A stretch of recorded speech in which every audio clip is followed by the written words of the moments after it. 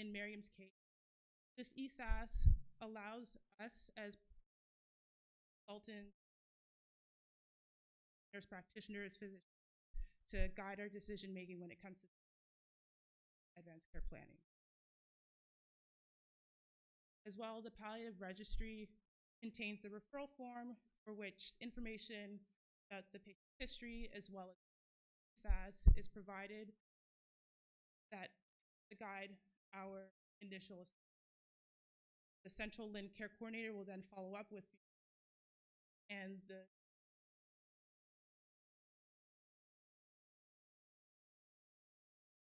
So having completed the ESAS for Miriam, this gives someone like myself, Virginia, or a physician a point of reference to help. In Miriam's case, she had ranked her top out of 4. As well, when we look back at the ESAS, we note breath was rated at a 6 out of 7. Discuss with her. Well, she also talks about her anxiety about the future, and it's important to understand her functional review to see where Miriam in this case remains independent with her care. She still gets out to see her daughter, who to watch her grandkids once. Well, it's important to understand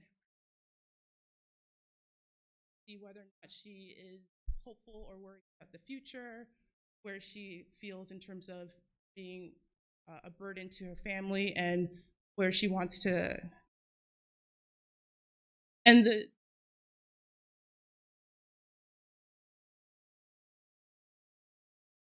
place so that she has support as well as her family. So Miriam in particular, because her ambulation, she's able to walk to her daughter's home, she's able to self-care. Though it wasn't mentioned about her appetite, we assume that it's not reduced, and she's able to be involved in the first visit, so it's assumed that her that her palliative performance scale is 80 because she does mention shortness of breath on exertion.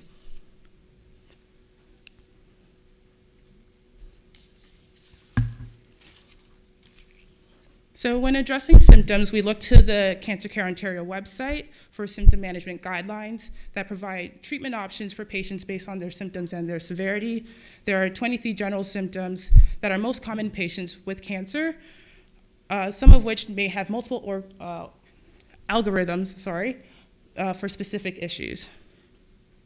So in Miriam's case, because she had mentioned her shortness of breath being 6 out of 10, we would look to the dyspnea or shortness of breath guideline, and it'll provide us an outline of what to assess for possible pharmacological and non-pharmacological treatments for a patient like Miriam.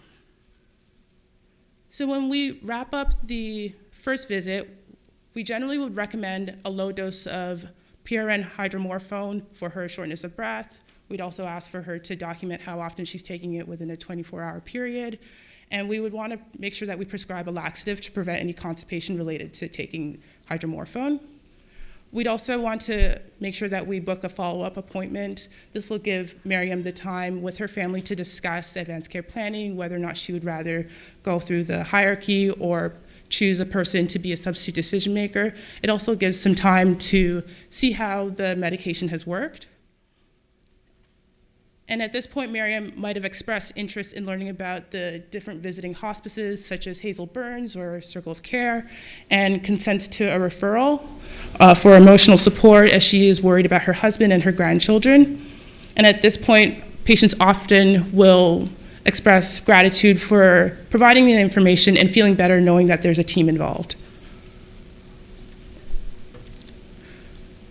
So the Central Clhin website does have resources for patients, caregivers, and healthcare professionals. With the hospice palliative care team, myself and other consultants work with the nurses and physicians to support any needs in terms of addressing medications, connecting them with a palliative physician if the patient is deteriorating and they're available to or willing to take a palliative approach, as well as supporting patients and families within long-term care homes.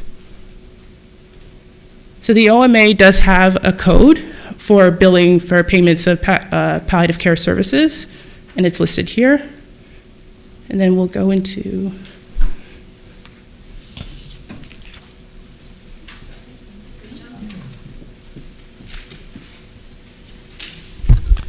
Okay, I'm going to pick up from Miriam. It's 2 weeks later.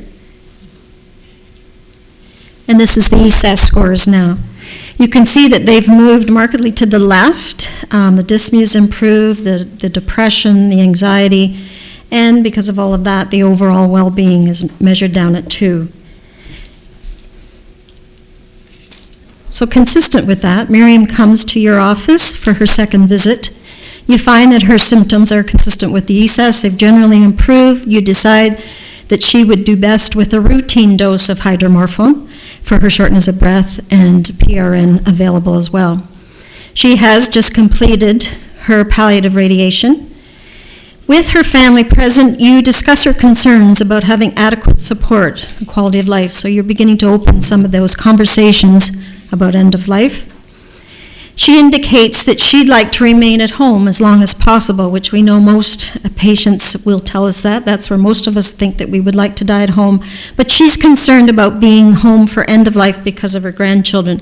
And I'm sure you've heard those words before. So she is interested in a residential hospice option. We always do say that we should have a backup option for everybody that's in this situation in the community. It's always wise, the best laid plans. You never know, we can get into a crisis that Lynn was talking about, and we never know how caregivers are going to really cope as they're going along. So as a physician, you make a central Lynn home and community care referral if the patient's not already on, and you should specifically ask for nursing support. It's no secret that the central Lynn, like every other community home care program, will provide the least care possible. That's their job to monitor and to watch the finances, but you need to ask for nursing because you're looking for the pain and symptom management. And you provide her with a DNRC form to reflect her express wishes. Is everybody familiar with the DNRC form? We've put one up there. So this is the form that we use in the community, and it's really a form that is meant primarily to direct emergency services.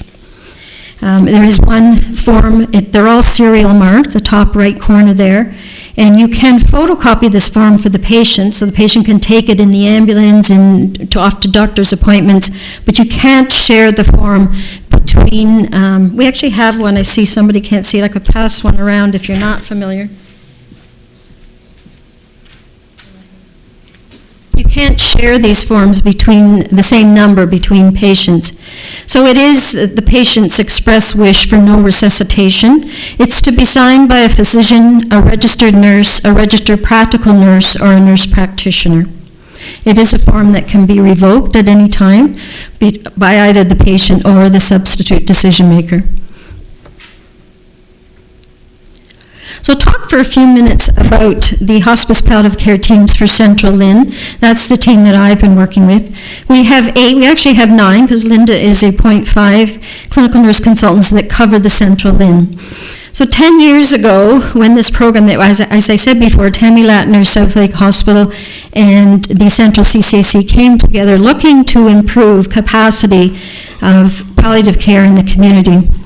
I think a number of you probably are familiar with Dr. Larry Liebrack that died a few years ago. He was really the founding member of this team. He was at that time the director of the Tammy Latner Center. And it really was targeting improving, as I said, the capacity of palliative care. As consultants, the nurses go in, they offer consultation face-to-face with primary providers. We do a lot of joint home visiting. We find that that's not only much better for patients and families that they don't have to have so many multiple visits, it's really good care planning. They work together in the home, providing the care and coming up with the plan. So you also do a huge amount of telephone work and some email as well. We just have to be careful because of the privacy legislation when we're using proper names. So it's a program that's really based on case-based education. We know that's a very effective way. We're doing it here tonight using Miriam. We're mentoring for primary providers. It's a capacity building program, as I said, and we are responsible for linking with specialized services for palliative care. So one of the things that we often do is go in, do a screening assessment, and then make the referral to the palliative physician. We're also facilitating 9 sets of interprofessional rounds across the Central Lynn. So it's an opportunity for providers once a month to come together. They talk about cases, they debrief. It's difficult work they do, they support one another, and it gives us an opportunity to provide education because the Hospice Palliative Care Teams is designated as the lead educators for professionals in the Central Lynn. So this is the criteria, and I always say, again, I think of Larry when I see this, because the one thing you'll note about it, it is relatively loose. We don't have a 1 month, 3 month, 9 month, 12 month prognosis to get onto the program. Really, the most important thing is that last bullet, unmet symptom management needs of all types related to the palliative disease. So in fact, we bring patients on, we deal with the pain and symptom management, and we may decide, particularly if somebody looks to have a longer trajectory, to discharge them from the program and bring them back on later. So it's obviously patients with a progressive life-threatening illness or facing end of life. The primary intent of treatment is palliative, whether it's of disease or symptoms. The patient and the family do need to agree to a consultative support. So sometimes we find that patients have been referred to us as we're the pain experts. So at the end of the day, we walk in with our business cards, and we do have the name of this program, the Hospice Palliative Care Teams. Obviously, for Central Lynn might not last much longer, but that is the name of the program. So we have to field those difficult moments sometimes. You do not need a DNR or a no-code status to come onto our program. So often that's something the consultants are doing. They're supporting patients and getting to that place. There's another service that was developed a few years ago in the Central Lynn as part of the initiative was the Palliative Care Crisis Line. This is for patients who want to remain at home for end of life. As a specific number, 1-844-HERE-FOR-ME. The number's on there. The multiple phone numbers have been provided to in-home patients. I know the care coordinators are going out and sharing this information. And it's really access to the telehealth nurse. And then the telehealth nurse triages to the appropriate member. My team will sometimes get when they're on call. I didn't mention that we have 24/7 on call. They will get a call sometimes from the crisis line. So a couple of months later, we've got the ESAS scores that have changed. Remember that things have changed here for Miriam. And now we see that she has pain 7 out of 10, 8 out of 10 for fatigue, drowsiness, quite a few scores that are high, moderate to high. So 4 to 6 is moderate, 7 to 10 is high. And she comes to your clinic again. She's much more symptomatic, as you can see in the ESAS, with pain and fatigue. You adjust her long-acting routine hydromorphone and laxative regime as well, and you also add dexamethasone for her pain. You make a referral back to radiation oncology for her bone pain in the pelvis and ribs. In terms of care planning, she's now deteriorating. She needs help with her shower. You can only walk very short distances. She's finding it harder to leave the house. Her daughter-in-law is wondering about taking a leave of absence to help care for her. So you could refer her to the employment insurance site. There is a compassionate care program and has had some improvements over the last couple of years. And you suggest to reconnect with the Central Lynn Home and Community Care about supports and to start making a plan of care for the end of life. So we know the Central Lynn care coordinators are really the hub of the service there, and they are responsible for assessing and authorizing the service. And that's the code for the follow-up, the K023 for the follow-up reassessment visit. So now the palliative performance scale, back to that. Miriam is down to 50% because of the deterioration. She's unable to do any extensive work because of extensive disease. So she is what we would say in the transitional stage. So now I'm going to pass it over to Virginia. She's going to talk to you about the Edith Protocol. The DNRC that I talked about is part of the Edith Protocol. So sometimes you will see the DNRC as a standalone document, and other times it is part of the Edith Protocol. So the Edith Protocol is basically how we support an in-home death for a patient who is terminally ill and expected to die at home and has a written care plan in place. So the form must be completely filled out for it to be valid, including the name of the patient and our signature as well. So the Edith Protocol supports many of the primary care providers to support patients in the home who are expected to die. And as Anne had mentioned, it includes the DNRC form. It also includes the medical certificate of death and also the expected death in the home form. And it's a carbon copy form, so one of the forms gets faxed to the central LHIN, one stays in the actual home itself, and one gets faxed to the funeral home. So it's not always necessary that the funeral home information is filled out when you're filling in the form. If the family hasn't decided, that's okay, they can fill it in later. Okay, and basically this protocol allows for the pronouncement of death and certification of death by either a physician or an NP. So depending on what the plan is, so either the nurse can go in and pronounce the patient, and then once they are pronounced, they can be transported to the funeral home, and then either the physician or the NP then can go to the funeral home and sign the death certificate, and we have 24 hours to do this. So by allowing the nurse to go in and pronounce first, it just it expedites things a little bit further along, and the family doesn't have to wait for us to come and sign the actual death certificate.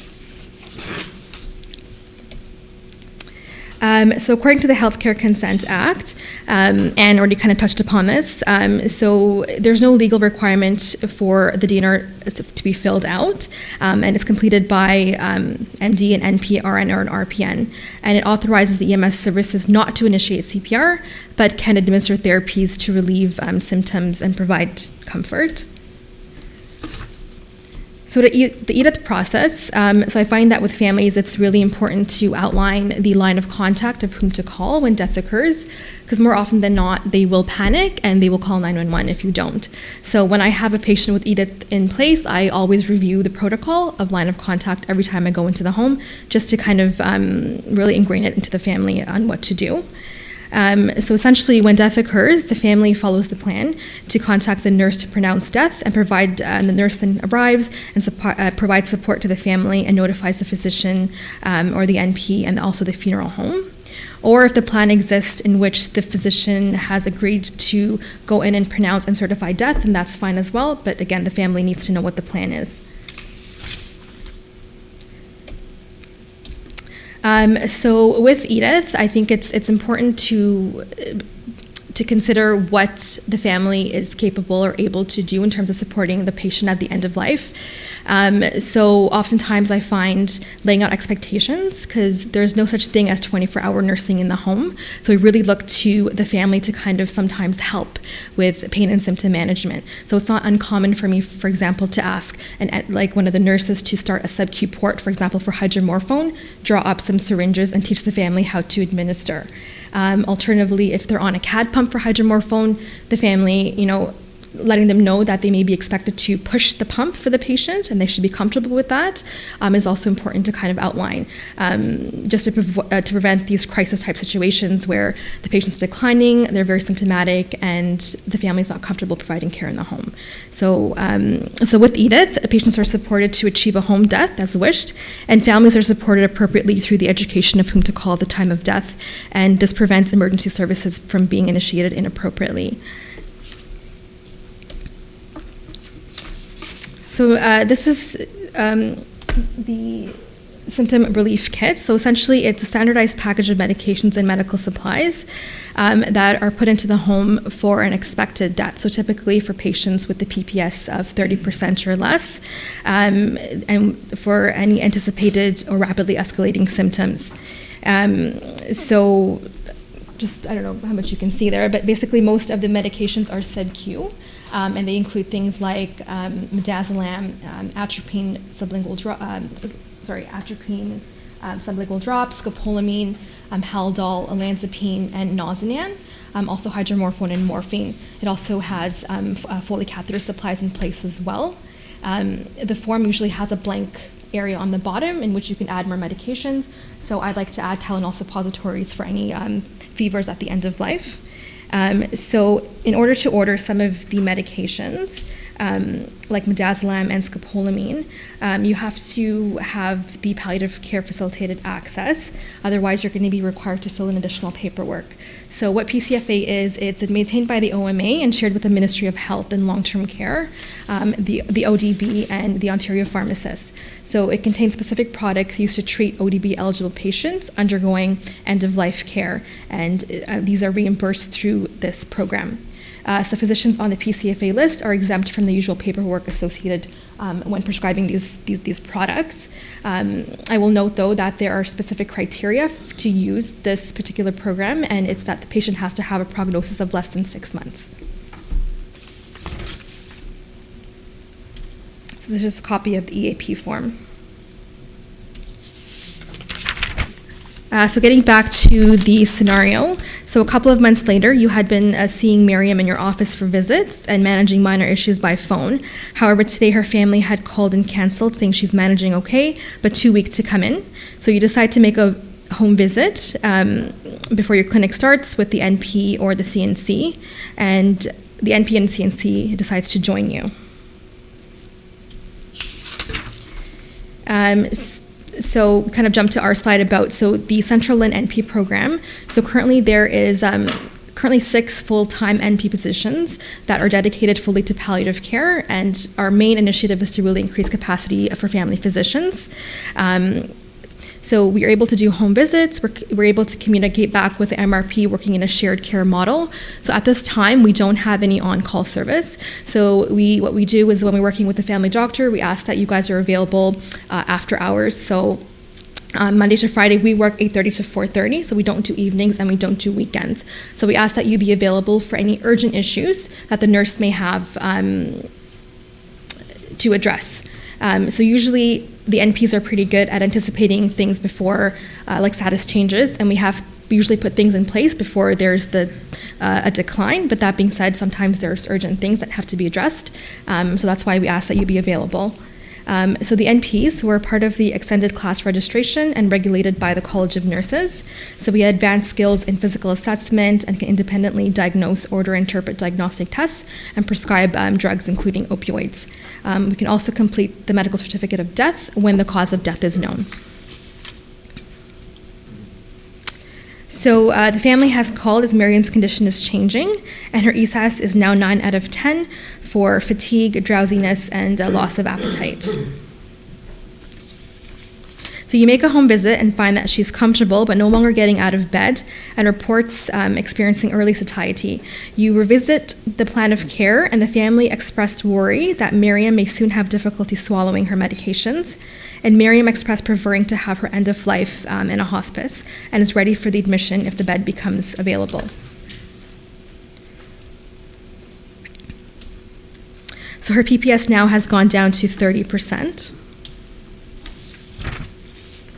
So when patients are no longer able to tolerate medications by mouth, we often switch them to a CAD pump. So Miriam is no longer swallowing and requires her analgesic to be transitioned to a PCA pump. This is a copy of the PCA form. So what we do is we fill out the form and we fax one copy to Clhin, and then one copy would be faxed to the Central Lynn. So hospice versus PCU, so both are covered by OHIP and provide comfort care. So they do not provide ongoing investigations, no IVs, no blood transfusions. A DNR must be in place, and the medications are given for comfort purposes. So hospice is much like a home setting, and they have admission criteria, which I just briefly spoke about. And also the process for admission includes filling out the common referral form, which is on the next slide. But before I move on, so this is a list of some local hospices in the area as well that you may want to note. So the common referral form, it's a pretty straightforward form. So I will point out, so under types of services requested, I don't know if you can see that. So you should indicate whether or not it's hospice or a PCU that the patient wants, and also if it's PCU or hospice to list the time frame in which they are expected to need the bed. So you can submit a backup application, as Ed had mentioned, and click future if that's the case, or if it's more of an urgent need, then 1 to 2 days is what you would do. So the next part of the form really goes into more of the medical piece, so talking about the patient's PPS, their palliative diagnosis. So usually what I do is I just attach my consult note to the referral form, and I just say see note attached. And this also goes for, so the last page is then just really talks about the medications that they're on. So PCU, it's within a hospital building, and the prognosis is typically less than 3 months. And the local PCUs are North York General, Baycrest, Toronto Grace, and Sunnybrook.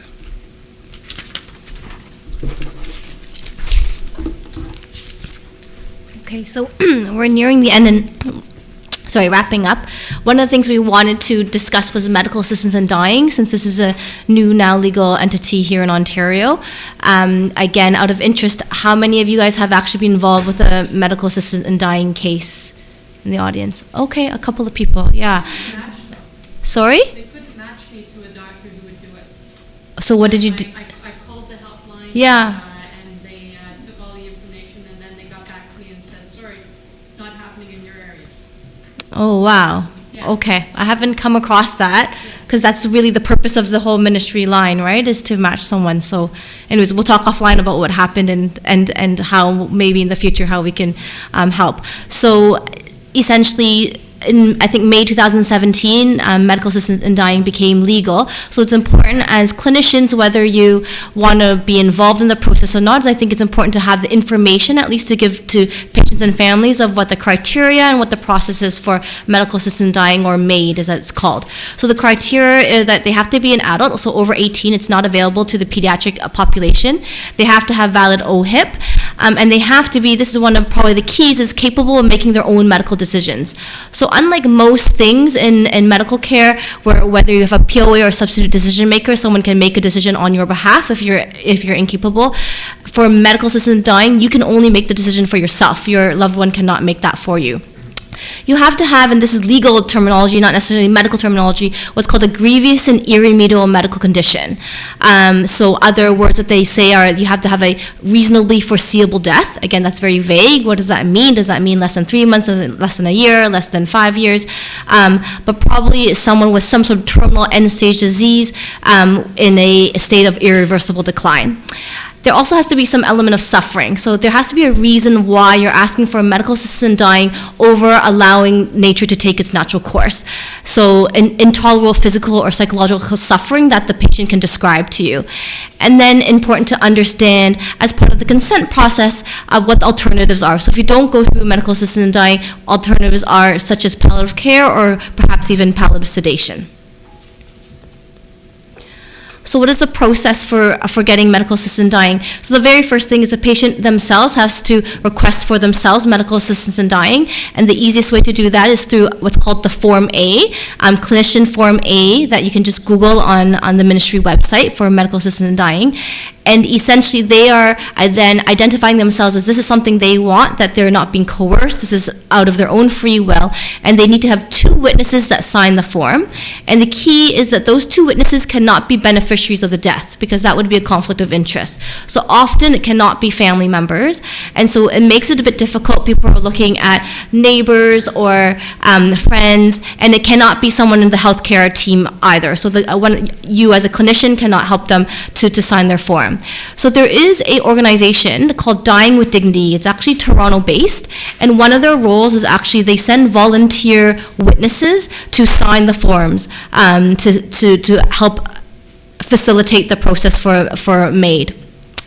After that form is signed, the day the form is signed is counted as day 0, and then there needs to be 2 independent, either physician or NP assessments to essentially qualify someone for medical assistance in dying, and it would be based on the criteria that I had listed earlier in the previous slide. If we can't find someone, we're told to go to the Ministry of Health line, but I've heard that sounds like that there are barriers towards that, unfortunately. And there's thought to be a mandatory 10-day reflection period from the time that the form is signed, day 0, up to 10 days, that the procedure for medical assistance dying should not be done, because it's giving them a chance to reflect and really make sure that this is truly what they want. Because obviously if you go through with MAID, it's not something that you can reverse. Now, if two physicians or a nurse practitioner decide that together consensus that this person is likely to going to decline very quickly and are not going to make it through the 10-day reflection period, they can decide as a consensus to expedite that process. And often the reason for that I've seen is related to someone probably losing their competency within 10 days, and this is truly what they want. And so that it can be expedited in that case. Again, they have to maintain competency throughout the entire process. So even up until the day or right before the procedure is done, they're going to be asked again, is this what you want? And unfortunately, I have had scenarios where the day of that was all scheduled, the person then has decreased level of consciousness. They cannot answer the question of this is what they want. All your evaluations are null and void. The patient no longer can get medical assistance dying. They have to go through the palliative care route or consider palliative sedation. It's very difficult for families when that does happen. And then you will need some nursing support because you need to have the IVs in, and then it's a series of injections. So typically the protocol is midazolam, which puts them to sleep right away, and then a high dose of propofol, and then rocuronium. So 2 anesthetics, stop the breathing, ultimately stop the heart. So that was kind of a bit of a segue to just give some information on medical assistance in dying. The wrap-up of Miriam is that ultimately she was offered a bed at the local hospice. The nurses were able to help, the Central Clhin was able to provide the non-urgent ambulance transport or help arrange for that to the hospice. She died 2 weeks later with her family by her bedside. And then the part that you guys will be involved in will likely be the bereavement follow-up, because the daughter-in-law is booked to see you to talk to you, and you haven't seen her since you visited the hospice. And so that would be a bereavement follow-up code. So here in your local area of Northwark West region / Humber area, these are kind of your local support. So you've met Linda Forson, who's the CNC clinical nurse consultant from hospice palliative care teams, who help support primary care to provide palliative care. You've met Virginia. We have another nurse practitioner, Irene Silla is her name, who provides home palliative care visits as well, who can support primary care physicians and clinicians. Tammy Latner, hopefully you guys are familiar with them. They're probably your main referral source for the specialists who provide home palliative care services. And then you've got hospices. So there's always sometimes confusion about hospices. There's day hospices or hospice programs and residential hospice. So day hospice is where you would go for support. So for counseling, for support therapy, they have programs for children, that sort of thing. But no one stays there. The residential hospice is where people go for end of life, typically in the last month or last 3 months of life. So you see the ones that are more local to this area. And then the palliative care beds, as Virginia had listed before. So this is kind of a quick cheat sheet of the local specialists in the area. Now, if you're interested in taking more courses or education about palliative care, today our education was more focused on what are the resources. We really want to walk you through a case of from diagnosis to end of life, and where are the various programs that you could refer to, the EDITH and SRK and all that. But if you want to learn more about the practice of palliative care, pain and symptom management, then HPC Teams offers a lot of these courses. So there's LEAP and Mini LEAP are probably considered the gold standard education courses when it comes to pain and symptom management. Those are targeted to all professionals, physicians, nurses, etc. CAPC and Enhanced Fundamentals are more targeted towards nurses, and Core Concepts is actually for PSWs and volunteers. And then we do also run long-term care education as well.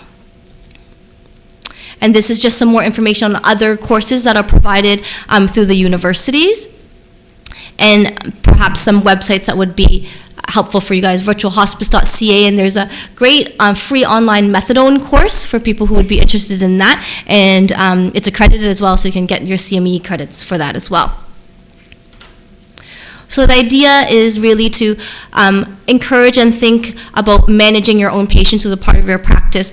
I always say the surgeon has their scalpel, my greatest therapeutic tool is my relationship with my patients. I often meet people kind of near the end of the trajectory of their disease. You guys really have the advantage of that relationship that you developed through the entire time since you've known the patient. So you guys probably are in the best position to be providing good palliative care, especially having those difficult conversations about goals of care.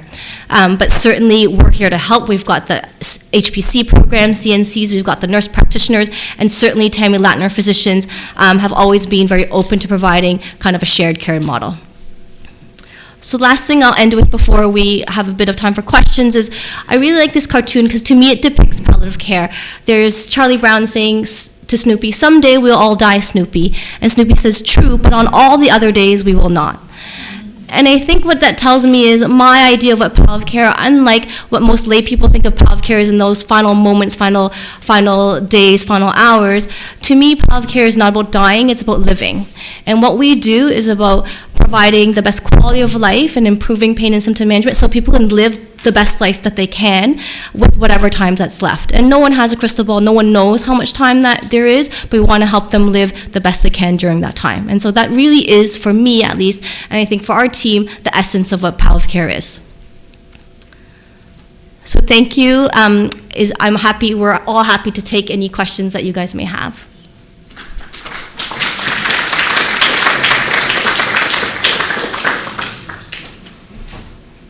I'm not sure the timing of your meeting and stuff, so.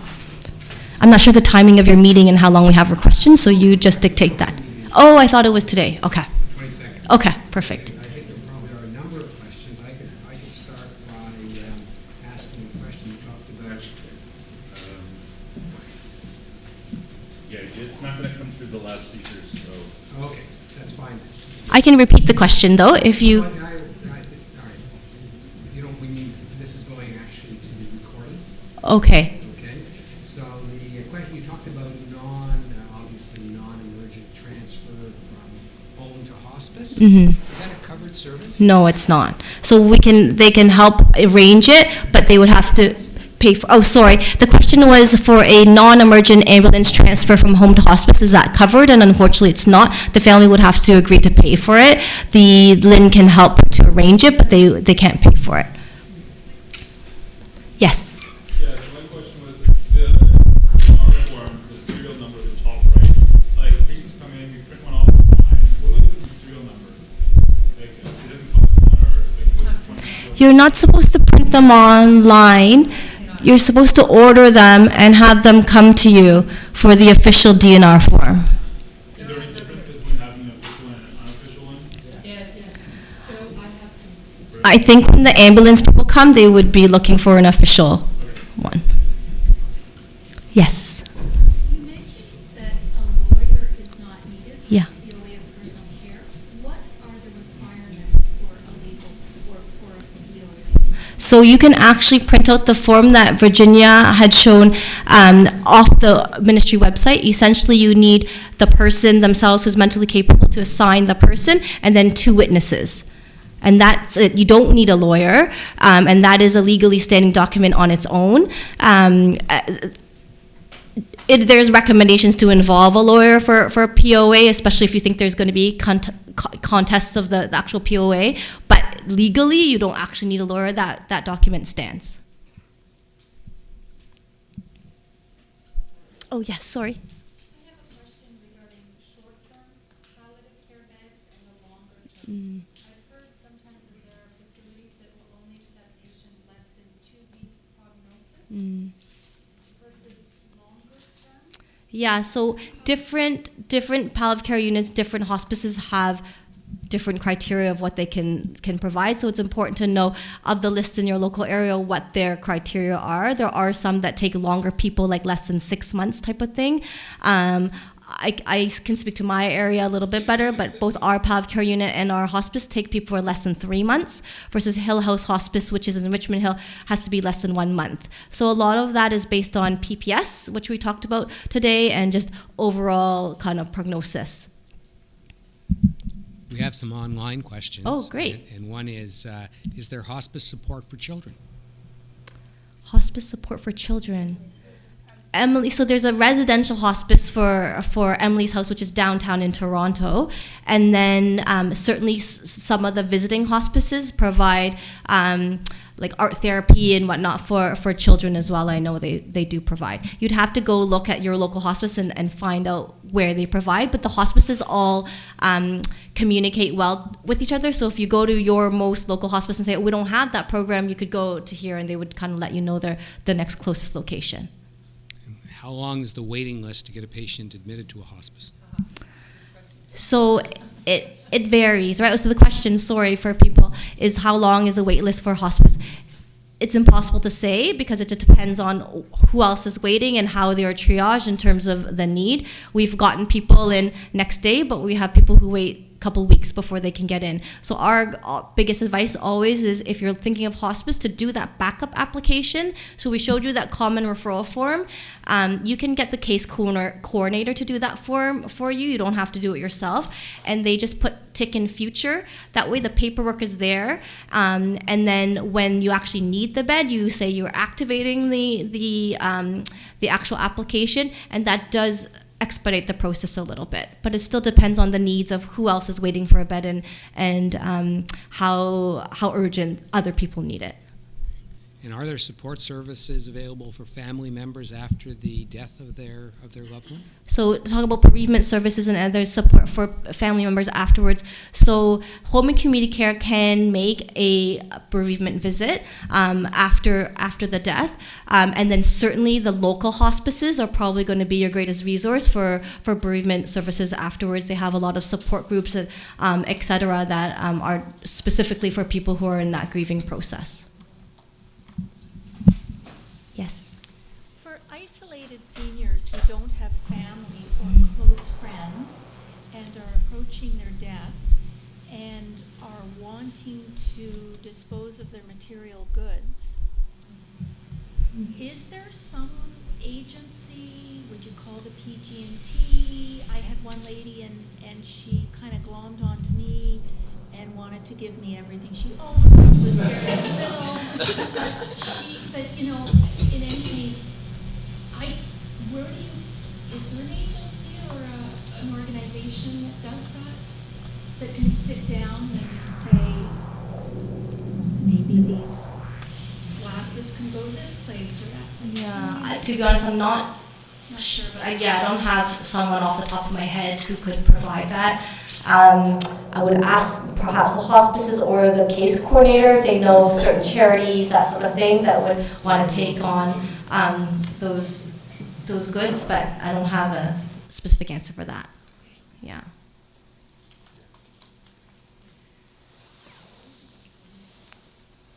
Yeah.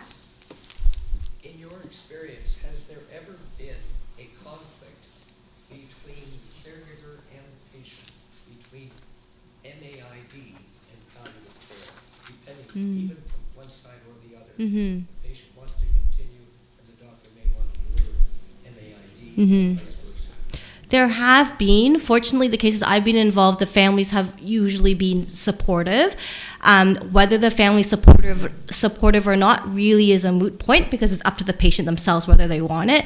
So as a physician, if you're involved, if they fill the criteria, you go ahead even if the family did not agree with it, unfortunately. But usually, the whole spirit of medical assisted dying was about relieving suffering, right? And the cases that I've probably been involved in a dozen cases or so, I would say the majority of those cases were related to more the psychological suffering of knowing that, okay, I'm getting weaker now, I'm going to become more dependent on my family, I'm going to be a burden on them, I don't want to live life that way, that's not quality of life for me, I'm ready to go, I've had my time. And as difficult as it is for families to accept that, it's often consistent with the type of personality and the person that their loved one was, so ultimately they do come around to support. But if there was a conflict, again, that what the loved ones think is not really regarded, it's what the patient themselves want. What would be the role of the caregiver or the physician or nurses looking after that kind of family? Is there any expectation that they would take one side or the other? I think the expectation is that you advocate for the patient themselves and what they want, as long as they're mentally capable of making that decision. Yeah.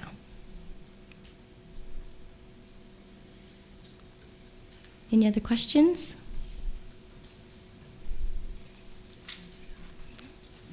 Okay.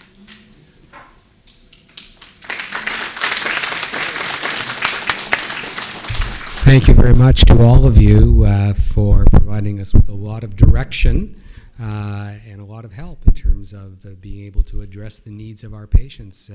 I guess at a time when they need us more than ever. And I think certainly, for me, as someone who plans educational events, I think tonight's was excellent from the standpoint that I can already see multiple events spawning from this one in terms of carrying on the discussion and helping to educate physicians and NPs. So thank you for that. For those who have not completed their evaluation forms, please do so. There are some certificates of attendance at the front. There's also the attendance list that you may not have signed, or one or two of you may not have signed, and it is also here at the desk. And we look forward to seeing you on the 22nd. So thank you, everyone, and and thank you to our speakers.